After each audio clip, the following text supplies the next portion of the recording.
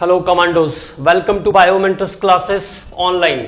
और हम लोग बात कर रहे थे एसिडिक नेचर के बारे में। तो एसिडिक नेचर में आपने ये देखा कि जहां पर प्लस आई इफेक्ट का बढ़ेगा, जहां पर प्लस आई इफेक्ट बढ़ेगा वहां पर बेसिक नेचर बढ़ जाएगा, और जहां पर माइनस आई इफेक्ट बढ़ेगा वहां पर एसिडिक नेचर बढ़ जाएगा। माइनस आई इफेक्ट के बढ़ने के कारण एसिडिक नेचर बढ़ जाता है। उसके बाद मैंने आपको ऑर्थो इफेक्ट के बारे में भी बताया था। कुछ ग्रुप्स ऐसे हैं जो ऑर्थो इफेक्ट के कारण एसिडिक और बेसिक नेचर को चेंज कर देते हैं, एसिडिक और बेसिक नेचर को चेंज कर देते हैं। जैसे मैंने आपसे बताया था कि फिनॉल के पास अगर नाइट्रो ग्रुप है या मिथाइल ग्रुप है तो वो ऑर्थो इफेक्ट के कारण उसके एसिडिटी और बेसिक नेचर को नॉर्मल टेंडेंसी से क्या करेगा, चेंज कर देगा, नॉर्मल टेंडेंसी से चेंज कर देगा। ठीक है, तो ऑर्थो इफेक्ट में हम लोगों ने ये देखा था कि ऑर्थो इफेक्ट के अंदर ये देखा कि जैसे एनिलीन के बारे में जब हम लोग बात कर रहे थे तो एनिलीन के ऑर्थो पोजीशन पर जब कोई ग्रुप रहता है तो वो क्या करता है, चाहे वो इलेक्ट्रॉन विड्रॉइंग ग्रुप हो, चाहे वो इलेक्ट्रॉन डोनेटिंग ग्रुप हो, चाहे वो इलेक्ट्रॉन विड्रॉइंग ग्रुप हो, चाहे वो इलेक्ट्रॉन डोनेटिंग ग्रुप हो, वो उसके बेसिक नेचर को क्या करता है, कम कर देता है, उसके बेसिक नेचर को कम कर देता है। मतलब जो एनिलीनियम आयन बन रहा था उसको क्या करता है, डिस्टेबलाइज कर देता है। एनिलीनियम आयन को क्या करता है, डिस्टेबलाइज कर देता है। अब आगे हम बात करते हैं अगले टॉपिक पर, and that is related with the acidic nature of phenol and benzoic acid. तो acidic nature of phenol and benzoic acid, acidic nature of phenol and benzoic acid. Phenol और बेंजोइक एसिड के acidic nature को discuss करते हैं one by one.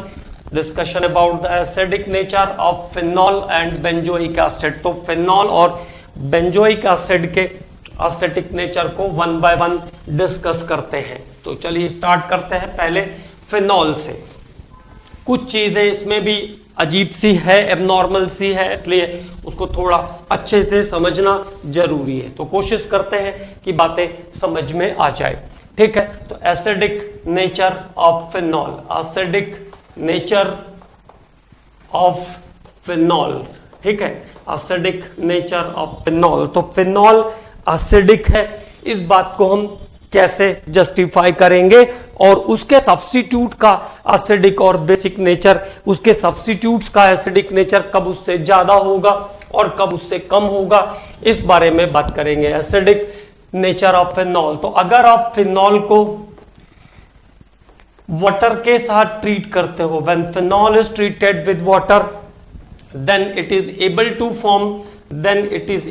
Form stable phenoxide ion. तब वो stable phenoxide ion form करता है। It means it donate H+ ion in aqueous solution. तो there is formation of phenoxide ion. Okay, तो फिनॉल ने क्या किया, यहां पे फिनॉक्साइड आयन बनाया, और फिनॉक्साइड आयन का स्टेबिलिटी जितना ज्यादा होगा उसका एसिडिक नेचर भी उतना ज्यादा होगा। मोर the stability of phenoxide ion more will be acidic nature. तो पहली बात क्या ध्यान रखना है, मोर the stability of phenoxide ion, more the stability of phenoxide ion more will be acidic nature, more will be acidic nature. तो जब phenoxide ion का स्टेबिलिटी जितना ज्यादा होगा उस समय उसका एसिडिक नेचर भी उतना ज्यादा होगा। तो मोर the stability of phenoxide ion more will be the acidic nature. Okay, तो अब बात करते हैं फिनॉल एसिड है, ये बात समझ में आया, क्योंकि फिनॉल एक्वस सॉल्यूशन के अंदर H+ आयन डोनेट करता है and it forms stable phenoxide ion. H+ ion donate करके वो स्टेबल फिनॉक्साइड आयन बनाता है, इसलिए फिनॉल एसिडिक नेचर का कंपाउंड है। Phenol is acidic in nature. अब बात करते हैं उसके स्ट्रक्चर्स के बारे में। तो stability of substituted phenol, stability of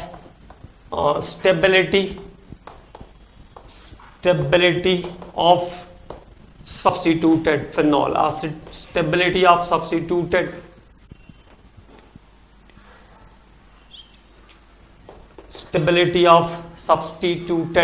phenol, stability of substituted phenols। तो substituted phenols की स्टेबिलिटी के बारे में देखते हैं कि कब वो ज्यादा स्टेबल होगा और कब वो कम स्टेबल होगा। तो नंबर 1 पहले पॉइंट पे हम बात करते हैं, when group is -R and -I, when group is -R and -I, मतलब माइनस रेजोनेंस और -I इफेक्ट वाला अगर ग्रुप है तो क्या सिचुएशन होगी। -R और -I वाला जब ग्रुप है, मतलब जो इलेक्ट्रॉन पेयर को अपनी तरफ खींच के लेके जाएगा और साथ में नेगेटिव इंडक्टिव इफेक्ट भी शो करता है। तो -R और -I के ग्रुप की कंडीशन में फिनॉक्साइड के स्टेबिलिटी को देखते हैं।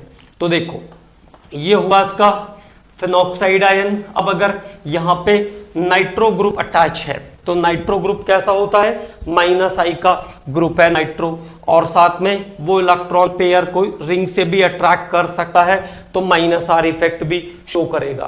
तो -R इफेक्ट यहां पे कैसा है, -R मैक्सिमम है, -R मैक्सिमम, और -I भी कैसा है, मैक्सिमम है, क्योंकि जो नेगेटिव ग्रुप है वो फिनॉक्साइड के एकदम पास में है। तो -R is maximum and -I is also maximum, -R is maximum and -I is maximum। Okay, अब बात करते हैं मेटा डेरिवेटिव की। तो मेटा पे जब फिनॉक्स होगा नाइट्रो तो only -I effect is there, only -I effect is there, केवल -I इफेक्ट वैलिड होगा, क्योंकि मेटा पोजीशन पर R इफेक्ट वैलिड नहीं होता है, रेजोनेटिंग इफेक्ट मेटा पोजीशन पर वैलिड नहीं होता है। अब बात करते हैं अगले टॉपिक पर। तो अगला जो हमारी बात है, phenoxide with substituent at nitro at meta para position, nitro at para position. तो -R इफेक्ट यहां पे कैसा हो जाएगा, मिनिमम हो जाएगा, और -I का इफेक्ट भी कैसा हो जाएगा, मिनिमम हो जाएगा। तो -R is minimum and -I is minimum. तो अकॉर्डिंग टू द रूल, मतलब जो रूल है उसके हिसाब से यहाँ पे -I इफेक्ट भी मैक्सिमम है और -R भी मैक्सिमम है। तो क्या होगा, ortho phenoxide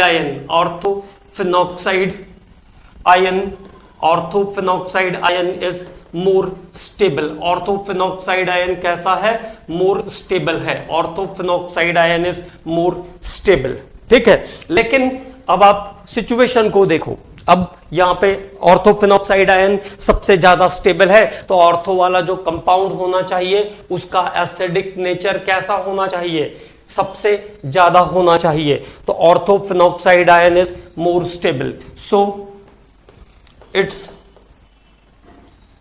is stronger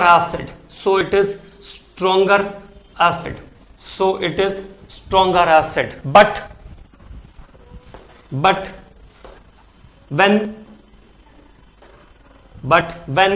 nitro fluoro और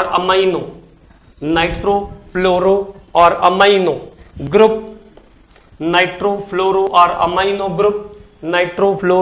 amino group at the ortho position, अगर ये तीनों ग्रुप ऑर्थो पोजीशन पर हैं, at the ortho position as a substituent, nitrofluoro and amino group at the ortho position, it forms intramolecular hydrogen bonding, intramolecular hydrogen bonding. तब ये क्या करेंगे, intramolecular hydrogen bonding बना लेंगे। मतलब जो OH ग्रुप है, जो H है, फिनॉल का उसको इंटरैक्ट करेंगे, वहां से हाइड्रोजन बॉन्ड बनाने की कोशिश करेंगे, और अगर हाइड्रोजन बॉन्ड बनाने की कोशिश करेंगे तो वो आसानी से बाहर नहीं निकल पाएगा। ये बात हम लोगों ने केमिकल बॉन्डिंग में किया था हाइड्रोजन बॉन्डिंग के बारे में। तो देखो, अगर OH के साथ यहां पर फ्लोरो या नाइट्रो ग्रुप है तो क्या करेगा, ऑर्थो पोजीशन पर ये हाइड्रोजन बॉन्डिंग करेगा। तो हाइड्रोजन बॉन्डिंग करेगा तो हाइड्रोजन बॉन्डिंग के कारण अब जो H है वो बाहर आसानी से नहीं जा सकता है, और जब H आसानी से बाहर नहीं जाएगा तो फिनॉक्साइड आयन बनने का चांस भी एज कंपेयर टू अदर्स कम हो जाएगा, as compare to para position से कम हो जाएगा। तो रिजल्टेंट जो आपको देखने को मिलेगा इसमें, तो what is the resultant of the acidic character of phenol this time when nitro group is there, when nitro group is there, तो सबसे ज्यादा जो एसिडिक होगा वो होगा, सबसे ज्यादा एसिडिक होगा पैरा नाइट्रोफेनॉल। पैरा नाइट्रोफेनॉल के बाद अब आएगा ऑर्थो नाइट्रोफेनॉल, क्योंकि अभी भी उसमें -I है और -R भी है, लेकिन मेटा पोजीशन पर केवल -I इफेक्ट है, तो उसका एसिडिक नेचर जो है वो पैरा ऑर्थो पोजीशन से डाउन साइड जाएगा। ठीक है, तो this is about the acidic nature of phenol when nitro group is there. तो ये नाइट्रो ग्रुप अगर अटैच है तो सबसे ज्यादा एसिडिक होगा पैरा नाइट्रो, फिर ऑर्थो नाइट्रो, और फिर पैरा नाइट्रो, फिर ऑर्थो नाइट्रो, फिर उसके बाद मेटा नाइट्रो, और अगर उसके बाद फिनॉल है तो वो इटसेल्फ, क्योंकि उसमें कोई भी नेगेटिव आई का ग्रुप नहीं है। तो this is the first stability order, ये पहला स्टेबिलिटी ऑर्डर। ऑर्थोफिनॉक्साइड सबसे ज्यादा स्टेबल है, हो सकता है, लेकिन क्योंकि वहां पर ऑर्थो की पोजीशन पर अगर फिनॉल के साथ ऑर्थो पोजीशन पर अगर नाइट्रो अमाइनो या फिर नाइट्रो अमाइनो या फिर फ्लोरो अटैच है तो उसका एसिडिक नेचर क्या हो जाएगा, डिक्रीज कर जाएगा ऑर्थो पोजीशन का, क्योंकि वो इंट्रा मॉलिक्यूलर हाइड्रोजन बॉन्डिंग करेगा, it forms intra molecular hydrogen bonding. तो ये 3 इंपॉर्टेंट पॉइंट हो गए, अब ध्यान रखना है। ऑर्थो पोजीशन पर अगर फ्लोरो है, अमाइनो है, और अगर नाइट्रो है, तो क्योंकि नाइट्रोजन, ऑक्सीजन और फ्लोरीन ये 3 स्टेबल हाइड्रोजन बॉन्डिंग फॉर्म करते हैं, तो इनके हाइड्रोजन बॉन्ड बनाने के कारण जो रिलेटिव स्ट्रेंथ है, जो रिलेटिव स्ट्रेंथ है वो क्या हो जाएगी, डिक्रीज हो जाएगी। तो रिलेटिव स्ट्रेंथ क्या हो जाएगी, डिक्रीज हो जाएगी। ठीक है, तो ये बात बहुत ही इंपॉर्टेंट है, इसको आपको ध्यान में रखना है। अब बात करते हैं अगले ग्रुप के बारे में। तो अगला क्या कंडीशन हो सकता है उस पे बात करते हैं। When +R and +I effect, second case, when +R and +I effect, मतलब जो ग्रुप है वो कैसा है, +I इफेक्ट वाला है, और वो ग्रुप रिंग की तरफ इलेक्ट्रॉन को डोनेट भी करता है, तो इलेक्ट्रॉन डोनेटिंग ग्रुप है अगर वो, तो देखो क्या सिचुएशन बनेगी। जैसे ये फिनॉक्साइड आयन नंबर 1 पर ये आया आपका फिनॉक्साइड आयन, और ये आपका ग्रुप है कौन सा वाला, पॉजिटिव आई का ग्रुप है ये, this is group of positive I, है ना।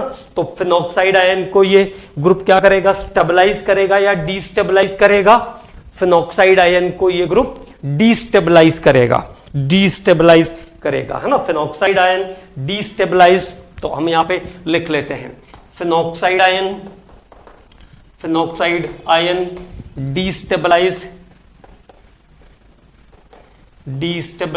Bye +I and +R, destabilise by +I and +R। तो +I और +R दोनों इफेक्ट क्या करेगा, फिनॉक्साइड आयन को डिस्टेबलाइज करेगा। और यहां पर अभी +I इफेक्ट कैसा है, मैक्सिमम, और +R की भी वैल्यू यहां पे कैसी है, मैक्सिमम। तो +I इफेक्ट इज मैक्सिमम, क्योंकि वो क्लोजर पोजीशन पर है, पास पास है, तो जब पास पास होगा तो +I इफेक्ट कैसा होगा, मैक्सिमम होगा, +I effect is maximum. Okay, अब बात करते हैं सेकेंड पोजीशन की।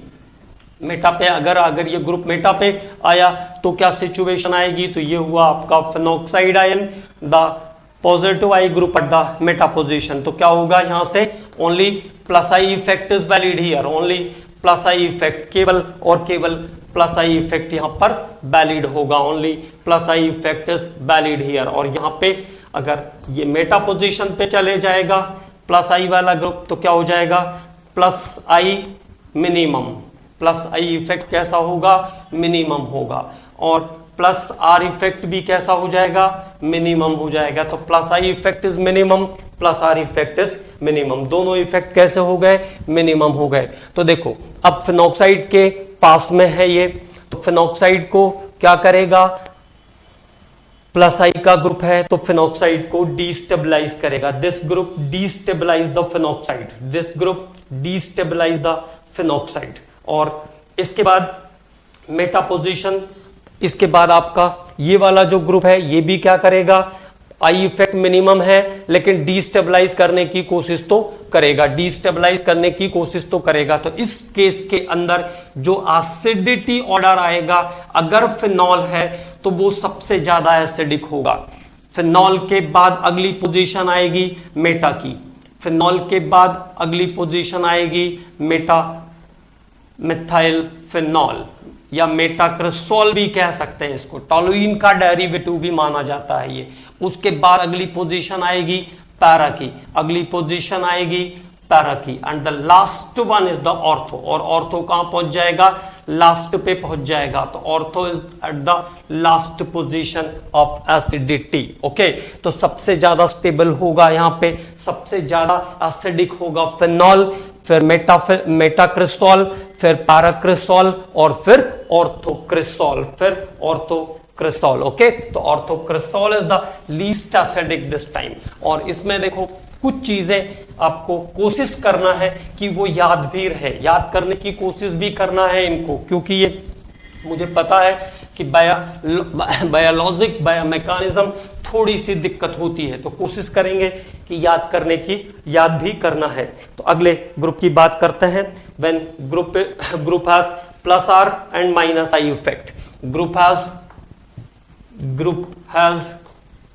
Plus R and minus I effect, plus R and minus I effect, ठीक है। तो प्लस आर और माइनस आई इफेक्ट दोनों जिसमें होगा वो क्या सिचुएशन क्रिएट करेगा उसकी बात करते हैं। तो ये हुआ आपका फिनॉक्साइड और ये लिया मैंने ग्रुप। तो प्लस आर कैसे होगा, क्योंकि दो लोन पेयर है इसके पास, और ये ग्रुप नेचुरली कैसा है, माइनस आई इफेक्ट का ग्रुप है, ठीक है। तो प्लस आर और माइनस आई इफेक्ट। तो देखिए यहां पे अब ऑर्थो पोजीशन पे बात करते हैं वन बाय वन। तो डीस्टेबलाइज बाय प्लस आर, अगर प्लस आर का ग्रुप है तो प्लस आर का ग्रुप क्या करेगा, डीस्टेबलाइज करेगा, destabilize by plus R, destabilize by plus R and stabilized by minus I. और माइनस आई इफेक्ट क्या करता है, इसको स्टेबलाइज करेगा। माइनस आई इफेक्ट होगा तो एसिडिक नेचर बढ़ जाएगा। तो destabilize by plus R and stabilize by minus I, ये तो ऑर्थो की सिचुएशन हो गई। अब अगर मेटा की सिचुएशन पर इसमें हम बात करेंगे तो मेटा की सिचुएशन पे आर इफेक्ट का कोई फैक्टर ही नहीं है, तो स्टेबलाइज्ड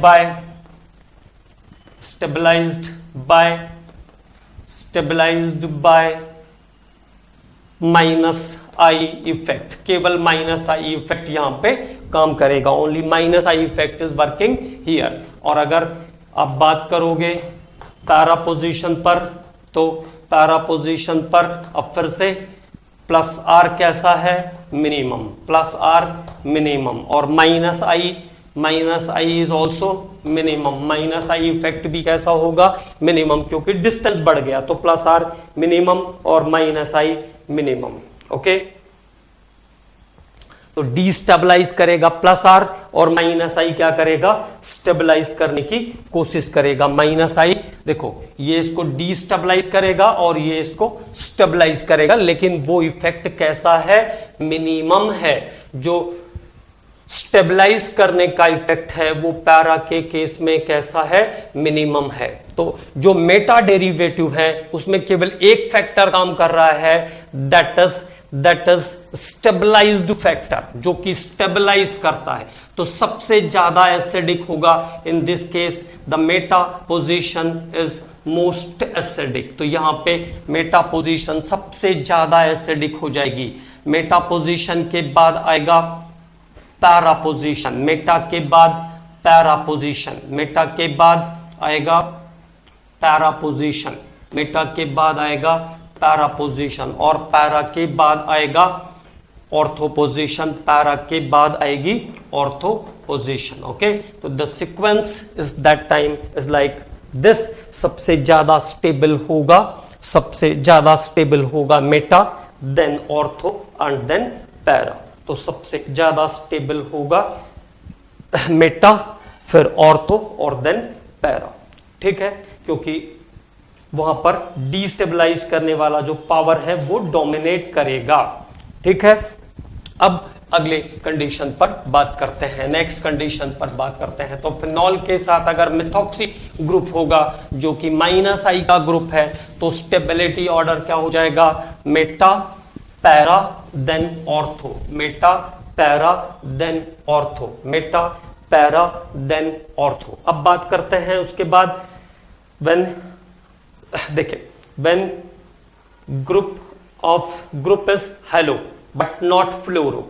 अगर ग्रुप कैसा है, ग्रुप इज हेलो, हेलो में अभी किसको किसको इंक्लूड कर रहा है, क्लोरीन, ब्रोमीन और आयोडीन को अगर आप इंक्लूड करते हो, क्लोरीन, ब्रोमीन और आयोडीन को इंक्लूड करते हैं, तो एसिडिक ऑर्डर हो जाएगा ortho then meta then para, ortho then meta then para and then phenol, ortho meta para and phenol.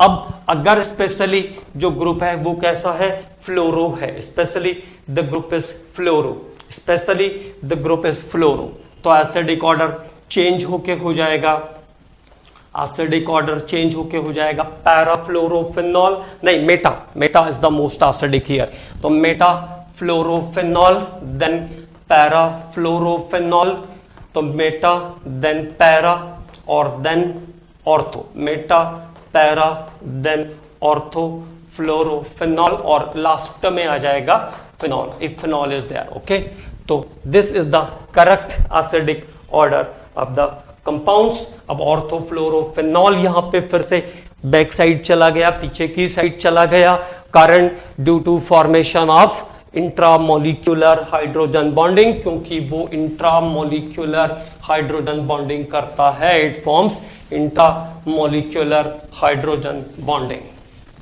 Intramolecular hydrogen bonding. और अदर फिनॉल्स में जो सीक्वेंस, अदर हेलो कंपाउंड्स में जो सीक्वेंस होगा, it obey the ortho then meta then para. Then अब बात करते हैं acidic strength of benzoic acid, acidic strength of benzoic acid. तो देखो acidic strength of benzoic acid, acidic strength of benzoic acid. पहले कुछ खास टॉपिक पर इसमें बात कर लेते हैं, जैसे benzoic acid C6H5COOH is the benzoic acid. It is acid because it is able to donate the H plus ion in aqueous solution. अगर आप इसको पानी में डालोगे तो क्या करेगा, H3O plus आयन बना देगा, तो कार्बोक्सिलेट और बेंजोएट आयन बन गया। दिस इज बेंजोएट आयन, और कार्बोक्सिलेट भी कह सकते हैं, benzoate ion, it produce benzoate ion. ठीक है, इसने क्या किया, बेंजोएट आयन प्रोड्यूस किया। Due to formation of benzoate ion, due to stability of benzoate ion, तो हम ऐसा एक लाइन लिख सकते हैं, more the stability of benzoate ion, more the stability of benzoate ion, more the acidic nature, more the acidic nature, more the acidic nature. तो benzoate ion का stability जितना ज्यादा होगा, एसिडिक नेचर उतना ज्यादा होगा। अब देखो, जैसे इस कार्बोक्सिलेट आयन के साथ, अगर इस कार्बोक्सिलेट आयन के साथ कोई भी ऐसा ग्रुप आता है जो इलेक्ट्रॉन विड्राइंग है, मतलब नेगेटिव आई वाला ग्रुप है, electron withdrawing, if there is carboxylate ion with electron withdrawing group, electron withdrawing group मतलब इलेक्ट्रॉन खींचने वाला ग्रुप, तो क्या करेगा, वो उसको स्टेबलाइज करेगा। तो मोर the stability, more the stability, तो स्टेबिलिटी को बढ़ाएगा, मोर द स्टेबिलिटी। अब अगर इलेक्ट्रॉन डोनेटिंग ग्रुप आएगा तो पहले से इलेक्ट्रॉन एक्सेस में है और इलेक्ट्रॉन देगा, तो क्या हो जाएगी, क्राउडिंग शुरू हो जाएगी, क्राउडिंग शुरू हो जाएगी तो रिपल्शन शुरू हो जाएगा और स्टेबिलिटी कम हो जाएगी। तो मोर स्टेबिलिटी, अब इस कंडीशन पे क्या हो जाएगा, less stability, less stability, less stability. तो सेकंड कंडीशन पर स्टेबिलिटी क्या हो जाएगी, कम हो जाएगी, सेकंड कंडीशन पर स्टेबिलिटी क्या हो जाएगी, कम हो जाएगी। तो इलेक्ट्रॉन डोनेटिंग ग्रुप क्या करते हैं, डीस्टेबलाइज करते हैं, डीस्टेबलाइज करते हैं, और इलेक्ट्रॉन विड्राइंग ग्रुप क्या करते हैं, वो मोर स्टेबलाइज करते हैं। इलेक्ट्रॉन विड्राइंग ग्रुप क्या करते हैं, मोर स्टेबलाइज करते हैं। लेकिन यहां पर भी ऑर्थोपोजिशन जो है वो अलग से इफेक्ट शो करेगी, ऑर्थोपोजिशन जो है वो अलग से, उसका इफेक्ट अलग से आपको दिखाई देगा। ठीक है, तो थोड़ी सी बातचीत कर लेते हैं पहले। तो स्टेबिलिटी के बारे में मैंने आपको बता दिया कि इलेक्ट्रॉन विड्राइंग ग्रुप जो है वो स्टेबल करेंगे और इलेक्ट्रॉन डोनेटिंग ग्रुप जो है वो क्या करेंगे, उसको अनस्टेबल करेंगे।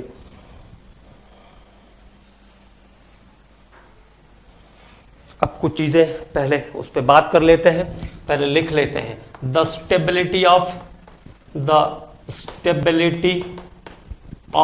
Benzoate ion, the stability of benzoate ion, carboxylate ion भी कह सकते हो आप इसको, है ना। The stability of benzoate ion is depends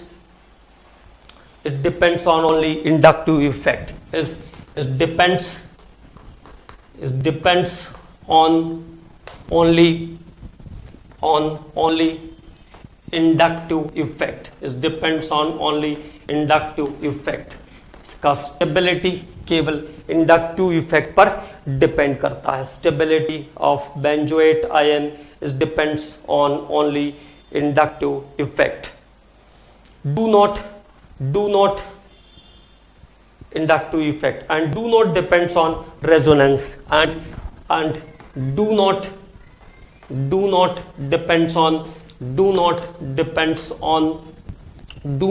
depends on resonance, do not depend on resonance। तो जो सब्स्टिट्यूएंट होगा उसके आई इफेक्ट के ऊपर डिपेंड करेगी, ये रेजोनेंस पर डिपेंड नहीं करती। आई इफेक्ट कहने का मतलब है प्लस एंड माइनस दोनों, प्लस आई या माइनस आई पर डिपेंड करेगी। It is not depends on resonance. Okay, तो stability of benzoate ion is only depends on plus I और minus I effect. It is not depends on resonance because carboxylic group, because अब इसका कारण क्या है, because carboxylic group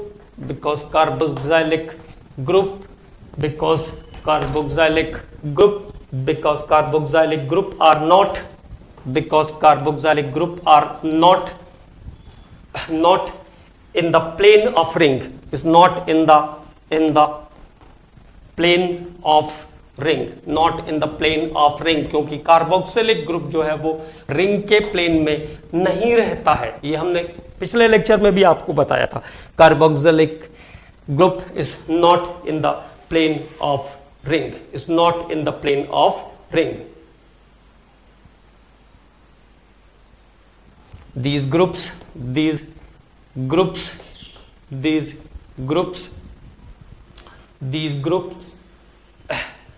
not in the plane of ring, these groups will not take part, these groups कहने का मतलब carboxylate ion और carboxylic दोनों, तो these groups will not takes part, these groups will not takes part, these groups will not takes part in delocalization, in delocalization, not takes part in delocalization with benzene ring, with benzene ring, with benzene ring. जो carboxylate ion है या carboxylic acid का group है वो benzene के साथ electron को resonate नहीं करेगा। जैसे फिनॉल के अंदर क्या हुआ था, OH का इलेक्ट्रॉन रिंग पे ट्रांसफर हो गया था जब हम लोगों ने बनाया था उसका रेजोनेटिंग स्ट्रक्चर।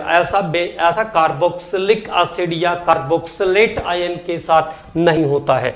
तो these groups will not takes part in delocalization with benzene ring। ये ग्रुप बेंजीन रिंग के साथ कोई डीलोकलाइजेशन शो नहीं करते, मतलब अपने इलेक्ट्रॉन को बेंजीन रिंग के साथ नहीं देंगे, क्योंकि ये मेटा डायरेक्टिंग ग्रुप है। इसके पास पहले से ही इलेक्ट्रॉन डेफिशिएंसी है, पहले से ही इलेक्ट्रॉन डेफिशिएंसी है। कोई प्लस आर का ग्रुप तो है नहीं, ये कोई ऐसा पॉजिटिव मेसोमेरिक का ग्रुप तो है नहीं, पॉजिटिव मेसोमेरिक का ग्रुप है नहीं है। तो ये इसको रिंग की तरफ इलेक्ट्रॉन डीलोकलाइज नहीं करेगा, ये कभी रिंग की तरफ इलेक्ट्रॉन शिफ्ट नहीं करेगा, ना रिंग से इलेक्ट्रॉन लेगा। वो अपने आप में दो ऑक्सीजन जो है वो स्टेबिलिटी को डिसाइड करेंगे। ठीक है, तो अगली बात करते हैं। तो these groups will not takes part in delocalisation with benzene ring. ठीक है, इन सब्स्टिट्यूटेड बेंजोइक एसिड, एक बात और कर लेते हैं, इन substituted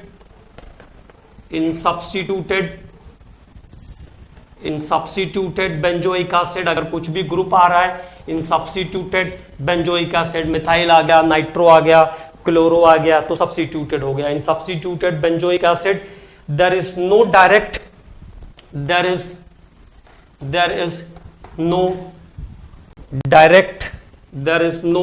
direct interaction, there is no direct interaction between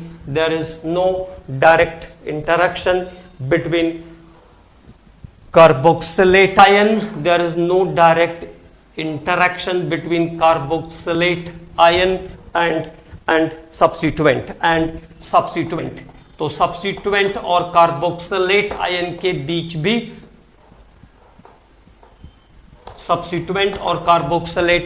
बीच भी कोई इंटरेक्शन नहीं होगा। There is no interaction between carboxylate and substituent ion.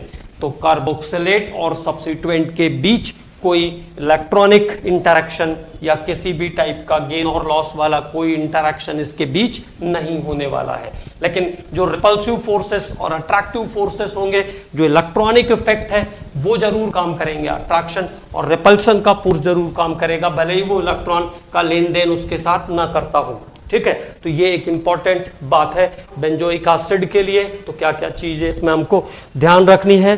The stability is depends on carboxylate और बेंजोएट आयन। स्टेबिलिटी किस पर डिपेंड करेगी? कार्बोक्सिलेट या बेंजोएट आयन पर डिपेंड करेगी। It is only due to the inductive effect. और ये किस फैक्टर पर डिपेंड करेगी? केवल इंडक्टिव इफेक्ट पर डिपेंड करेगी, मे बी पॉजिटिव आई और negative I, and do not by resonance. और ये रेजोनेंस पर डिपेंड नहीं करेगी। ठीक है ना, because carboxylic group and carboxylate ion, because carboxylic group and carboxylate ion are not in the plane of benzene ring। वो benzene ring के plane में नहीं रहते हैं। It is not in the plane of benzene ring, it is not in the plane of benzene ring। So in substituted benzoic acid there is no direct interaction between carboxylate ion and substituent. ठीक है, अब चलिए एक example देखते हैं इसके ortho position की situation पर। तो जैसे मान लीजिए ये बेंजोइक एसिड का आयन, तो बेंजोएट या कार्बोक्सिलेट आयन है मान लीजिए। देयर इज बेंजोएट और कार्बोक्सिलेट आयन। हालांकि मैं आपको इसको पूरा बाद में अभी पूरा इसको हम लोग याद करने की कोशिश भी करेंगे, है ना। तो देखिए जैसे ये there is the meaning that is, ये हुआ अब आपका ये वाला आयन, क्योंकि डबल बॉन्ड वाले की लेंथ कम रहेगी तो वो पास में रहेगा और सिंगल बॉन्ड वाले की लेंथ ज्यादा है, ठीक है, तो वो बेंजीन रिंग के साथ सिंपल प्लेन में नहीं रहता है, ठीक है। अब ये सब चीजें बहुत ज्यादा डेप्थ में हो रही है ना, लेकिन कोशिश करते हैं कि बातें समझ में आ जाए तो थोड़ा आसानी रहेगी याद करने में भी, है ना, इसलिए कोशिश कर रहे हैं। तो जो कार्बोक्सिलेट आयन या बेंजोएट आयन की सिचुएशन है वो क्या है, वो सेम प्लेन में रिंग के साथ सेम प्लेन में नहीं है, रिंग के साथ सेम प्लेन में नहीं है। अब अगली जो कंडीशन आएगी इसमें, जो नेक्स्ट कंडीशन क्रिएट होगी, अगर मैं यहां पे मेथॉक्सी ग्रुप ले लेता हूं, तो अगर सिंपली ध्यान रखना है तो आपको यह ध्यान रखना है कि दो पास पास की पोजीशन पर बल्कियर ग्रुप है, दो पास पास की पोजीशन पर क्या है, बल्कि ग्रुप है। देखो दो पास पास की पोजीशन पर बल्कि ग्रुप है तो क्या होगा, स्टैरिक इफेक्ट जनरेट करेंगे, स्टैरिक इफेक्ट होगा मतलब रिपल्सिव फोर्स काम करेगा, ऐसा भी समझ सकते हैं। तो रिपल्सिव फोर्स काम करेगा तो ये जो आयन है इसका रिंग से लगभग रिलेशन खत्म हो जाएगा, ठीक है। जब उसको रिपल करेगा तो वो और दूर चला जाएगा, दूर चला गया तो रिपल्सन खत्म हो जाएगा, रिपल्शन खत्म हो जाएगा तो ये दोनों जो ऑक्सीजन है, these two oxygens of the carboxylate, ये आपस में क्या करेंगे, रेजोनेंस स्टेबलाइजेशन कर लेंगे, वो आपस में क्या करेंगे, रेजोनेंस स्टेबलाइजेशन कर लेंगे, तो कार्बोक्सिलेट मोर स्टेबल हो जाता है ऑर्थो पोजीशन पर। फिर से एक बार देखो, यहां पे मैंने आपको बताया कि अगर सिंपल वे में देखना है तो यहां पे भी एक बल्कि ग्रुप और यहां पर भी एक bulky group, two bulkier groups are closer, two bulkier groups are closer, two bulky groups are closer, और क्लोज होंगे तो क्या करेंगे, जनरेट द स्टेरिक हिंडरेंस, वो एक दूसरे को क्या करेंगे, रिपल करेंगे, और रिपल करेंगे तो रिंग से रिलेशन और कम हो जाएगा कार्बोक्सिलेट का, और इसके पास जो दो ऑक्सीजन है, ये वाले जो दो ऑक्सीजन है, इन दोनों के बीच ये क्या करेगा, अपना दो ऑक्सीजन के बीच का रेजोनेटिंग स्टेबलाइजेशन बना लेगा, वो उसको इलेक्ट्रॉन देगा और वो उसको इलेक्ट्रॉन देगा, और वो कार्बोक्सिलेट आयन यहां पे हाईली स्टेबल हो जाएगा, ठीक है। और वो रिंग के साथ तो वैसे भी रेजोनेटिंग बिहेवियर शो करता नहीं है, ठीक, तो इसलिए ऑर्थो पोजीशन पर ऑर्थो इफेक्ट के कारण जो एसिडिक नेचर होगा सब्स्टिट्यूटेड बेंजोइक एसिड का, the acidic nature of substituted benzoic acid is highest on ortho position due to high stability of carboxylate ion. तो एक लाइन हम यहां पे एक बात कह सकते हैं, ड्यू टू क्लोजर बल्कि group,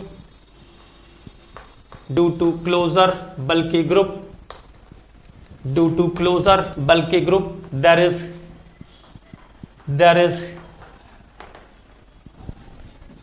there is high steric effect, high steric effect, high steric effect, and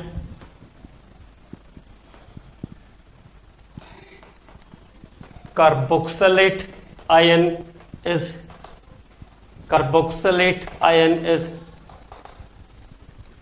highly stable, carboxylate ion is highly stable due to resonance of COO, due to resonance of COO group, resonance of COO group, hence ortho substituted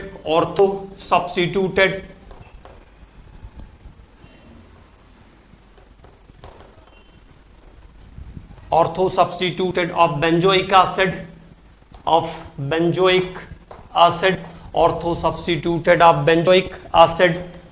ortho substituted of benzoic acid is more stable and more acidic, चाहे वो electron withdrawing group हो, चाहे वो electron releasing group हो, चाहे वो electron withdrawing group हो, चाहे वो इलेक्ट्रॉन रिलीजिंग ग्रुप हो, hence ortho substituted benzoic acid is more stable and more acidic in case of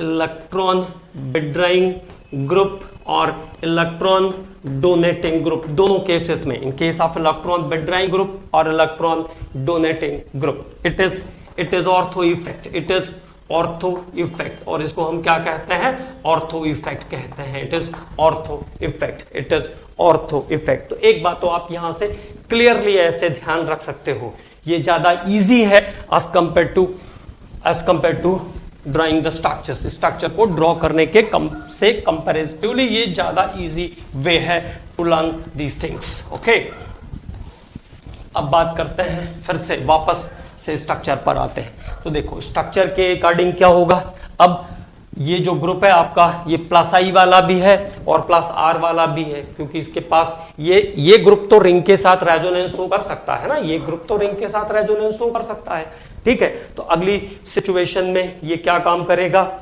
ये एक इलेक्ट्रॉन पेयर जो है वो रिंग को देने की कोशिश करेगा, एक इलेक्ट्रॉन पेयर ये रिंग को डोनेट करेगा। तो ये वाला बॉन्ड किधर आ जाता है, opposite of transfer of the pair, pair के ट्रांसफर के ऑपोजिट आ जाता है। तो अगला जो स्ट्रक्चर बनेगा वो कैसा होगा, अब देखो यहां पे इसने इसको इलेक्ट्रॉन पेयर दिया, तो पेयर दिया तो रिपल्शन को बढ़ा दिया, तो रिपल्शन को जब बढ़ाएगा तो ये जो ऑक्सीजन है ये अपने नेचुरल डिस्टेंस से थोड़ी दूर चला जाएगा। ये जो कार्बोक्सिलेट है ये अपने नेचुरल डिस्टेंस से थोड़ा दूर चला जाएगा, है ना, नेचुरल डिस्टेंस से थोड़ा दूर चला जाएगा, और थोड़ा दूर चला जाएगा नेचुरल डिस्टेंस से, तो क्या होगा, रिपल्सिव फोर्स जो लग रहा था वो उस पर थोड़ा कम हो जाएगा, ठीक है। यह आया आपका रिंग वाला सिचुएशन।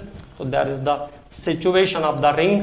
अब इसने क्या किया था, इसको पेयर ऑफ इलेक्ट्रॉन दिया, तो इसको पेयर दिया तो ये कैसा हो जाएगा, नेगेटिव चार्ज हो जाएगा, it will be negative charge. Bond की पोजीशन कहां है मेरी, ये दोनों बॉन्ड की पोजीशन है, और ये बॉन्ड माइग्रेट होकर के किधर आ जाएगा, ये वाला यहां आ जाएगा, ठीक है। तो ये हो गया ऑक्सीजन, और ये इस पे पॉजिटिव चार्ज डेवलप हो गया, एंड दिस इज CH3-। और कार्बोक्सिलेट जो है, कार्बोक्सिलेट आयन जो है उसका जो डिस्टेंस है वो और बढ़ जाएगा डिस्टेंस, क्योंकि रिपल्सिव फोर्स एक्सर्ट कर रहा है, मतलब वो अब और प्लेन में नहीं रहेगा, और उसके साथ प्लेन में नहीं है तो और स्टेबलाइज हो जाएगा, मोर स्टेबलाइज, क्योंकि दोनों ऑक्सीजन आपस में एक दूसरे को कोऑर्डिनेट करके क्या करेंगे, रेजोनेंस शो करेंगे, ठीक है।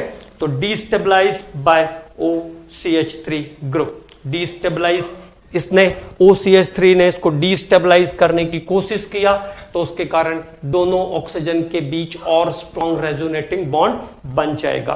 तो ऑर्थो सब्स्टिट्यूटेड कंपाउंड, इसलिए अगर ये माइनस आई का प्लस आई का ग्रुप या ये आपका इलेक्ट्रॉन रिलीजिंग ग्रुप है तो भी क्या हो गया, ज्यादा स्टेबल हो गया, है ना। अब बात करते हैं अगले ग्रुप के बारे में। अगर मान लीजिए यहाँ पे, अब ये तो इलेक्ट्रॉन रिलीजिंग था, इसने इलेक्ट्रॉन रिलीज किया तो इसकी स्टेबिलिटी को उसने बढ़ा दिया, क्योंकि डिस्टेंस बढ़ गया, तो डिस्टेंस बढ़ गया तो अब वो उसका इफेक्ट उसके ऊपर काम नहीं करेगा, और दोनों ऑक्सीजन मिलकर के स्टेबल रेजोनेटिंग स्ट्रक्चर फॉर्म करेंगे, ठीक है। लेकिन इसने उसको डिस्टेबलाइज करने की कोशिश की। अब बात करते हैं सेकंड पॉइंट पर।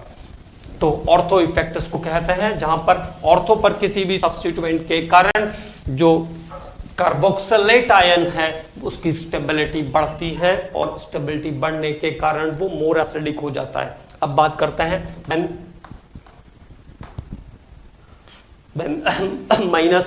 And -I group is there. तो ये कंडीशन थी पहली। अब दूसरी कंडीशन पर बात करते हैं, when -R and -I group is there, -R and -I group is there, okay. तो देखो अगर नाइट्रो को अटैच कर लेते हैं हम यहां पर, तो इस पोजीशन, किसी भी पोजीशन पर शुरुआत में आप ले सकते, कोई दिक्कत नहीं है। ये C और ये O और ये ऑक्सीजन और ये इसकी सिचुएशन। अब यहां पे हमने जो अगला ग्रुप है हमारे पास वो है नाइट्रो। तो नाइट्रो कैसा है, इलेक्ट्रॉन डिफिशिएंट है, nitro is the electron deficient. लेकिन नाइट्रो रिंग के साथ रेजोनेंस कर सकता है, नाइट्रो इसके साथ रेजोनेंस नहीं कर सकता, but it show the resonance with ring, है ना। तो रिंग और नाइट्रो के बीच रेजोनेंस हो सकती है। तो अगर रिंग उसको रिंग अगर इसको एक बॉन्ड देता है, रिंग इसको अगर अपना एक इलेक्ट्रॉन ट्रांसफर करता है, रिंग इसको अगर एक इलेक्ट्रॉन ट्रांसफर करेगा तो रिंग पे चार्ज आ जाएगा पॉजिटिव, रिंग पर चार्ज आ जाएगा पॉजिटिव। देखो तो यहां से इसने रिंग ने इसको एक इलेक्ट्रॉन पेयर डोनेट किया तो रिंग पर चार्ज आ गया पॉजिटिव और यहाँ का बॉन्ड ब्रेक हो जाएगा। ये डबल बॉन्ड वाला जो बॉन्ड था ये हम दोनों को क्या करते हैं, हाँ ठीक है, तो that is breaking of bond. ठीक है, तो अगला जो स्ट्रक्चर बनेगा हमारा वो कैसा हो जाएगा। अब रिंग ने अगर इसको इलेक्ट्रॉन दिया तो ये जो ग्रुप था हमारा कार्बन वाला ये कैसा हो गया है, अभी इलेक्ट्रॉन डेफिशिएंट हो गया है और ये बॉन्ड यहां से इधर चला गया नाइट्रोजन के पास, तो ये कैसा हो जाएगा, N एक ऑक्सीजन माइनस का और दूसरा ऑक्सीजन भी माइनस का हो जाएगा, दूसरा ऑक्सीजन भी अभी कैसा हो गया, माइनस का हो गया। ठीक है, और साथ में ये हुआ आपका कार्बोक्सिलेट वाला हिस्सा, तो there is carboxylate, तो this is the new condition when the electron pair is transfer here। ठीक है, इलेक्ट्रॉन पेयर यहां आया तो इसका जो लोन पेयर था, इसका जो पेयर होगा वो किसके पास चला जाएगा, इसके पास चला जाएगा, तो it becomes negative charge, it becomes negative charge. तो इलेक्ट्रॉन पेयर का ट्रांसफर, इलेक्ट्रॉन पेयर का transfer in case of nitro, okay, electron pair का transfer in case of nitro, तो दोनों सिंगल बॉन्ड हो जाएंगे। ठीक है, और here it is denoted like this. Okay, तो ये जो डबल बॉन्ड का पेयर था, ये जो डबल बॉन्ड का पेयर है ये इसके पास चला जाएगा, ये माइनस हो गया, ये भी माइनस हो गया और यहां पे चार्ज कैसा आ गया, पॉजिटिव आ गया, there is generate the positive charge. Okay, तो अब देखिए क्या हुआ, कार्बन बिकम्स इलेक्ट्रॉन डेफिशिएंट, यहां का जो कार्बन है वो कैसा हो गया, इलेक्ट्रॉन डेफिशिएंट हो गया, carbon becomes electron deficient, carbon becomes electron deficient, यहां का जो कार्बन था वो कैसा हो गया है, अभी इलेक्ट्रॉन डेफिशिएंट हो गया है, carbon becomes electron deficient due to resonance effect,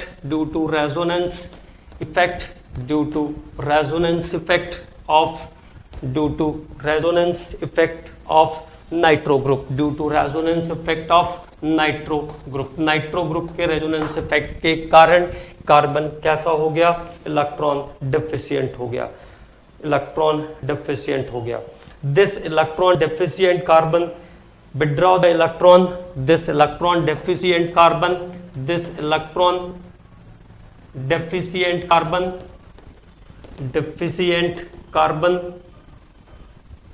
withdraw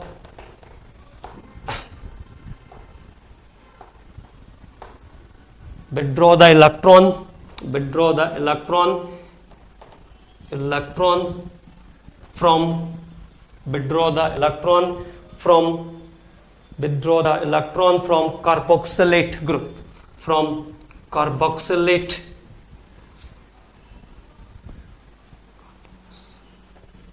from carboxylate group, withdraw the electron from carboxylate group, तो वो क्या करेगा, कार्बोक्सिलेट ग्रुप के इलेक्ट्रॉन को विड्रॉ करने की कोशिश करेगा, withdraw the electron from carboxylate group by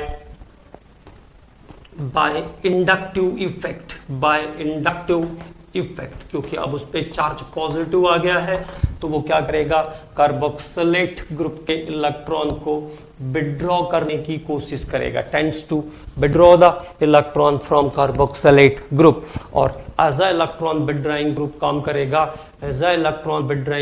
करेगा, तो स्टेबिलिटी फिर से ऑर्थो पोजीशन पर बढ़ जाएगी, इट इंक्रीज द स्टेबिलिटी, और इससे स्टेबिलिटी बढ़ जाएगी, और स्टेबिलिटी के बढ़ने के कारण due to increase in stability now the ortho nitrobenzoic acid is more acidic, तो ऑर्थो नाइट्रोबेंजोइक एसिड फिर से कैसा हो जाएगा, ज्यादा एसिडिक हो जाएगा, it becomes more acidic. Okay, और इसके बाद अब कुछ नहीं बचता है, केवल बेंजोइक एसिड के जो डेरिवेटिव्स हैं उनका ऑर्डर ऑफ एसिडिक नेचर बचता है।